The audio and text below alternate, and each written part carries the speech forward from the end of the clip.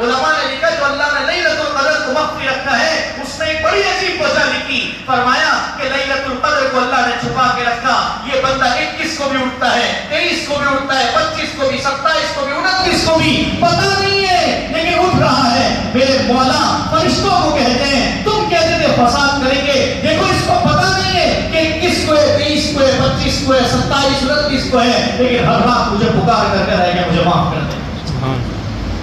ہر رات پکار کے کہہ رہے مجھے معاف کر دے. تو یہ معافی کی مجلسیں ہیں, یہ توبہ کی مجلسیں ہیں, بہت بڑا مجمع ہے.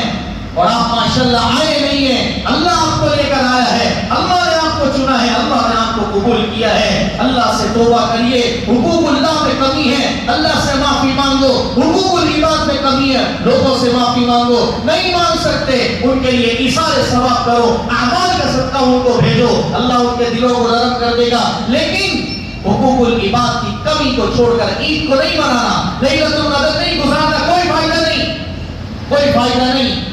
یہ اس قرآن کے ختم کا پیغام ہے. اگر ہم سمجھ جائیں اور جیسے آج مولانا نے کھڑے ہو کے قرآن پڑھایا ہے, سارا مجمع اس کا ارادہ کرے. میں اگر نہیں پڑھ سکا تو میں اپنے بچے کو ایسا بناؤں گا کہ میرا بچہ بھی ایک دن قرآن پڑھے گا اور میں کھڑے ہو کے پیچھے سنوں گا انشاءاللہ. اس کا فائدہ اگر ہماری غلط آنکھوں سے دنیا میں نظر نہیں آیا, فائدہ تو بہت ہے.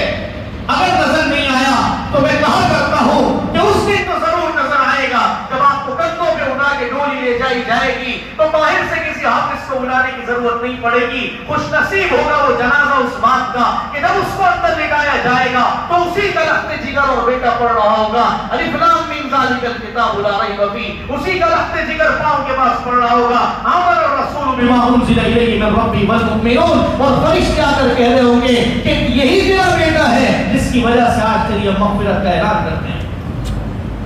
تو خدا کے لیے اپنی اولاد کو علم سکھاؤ.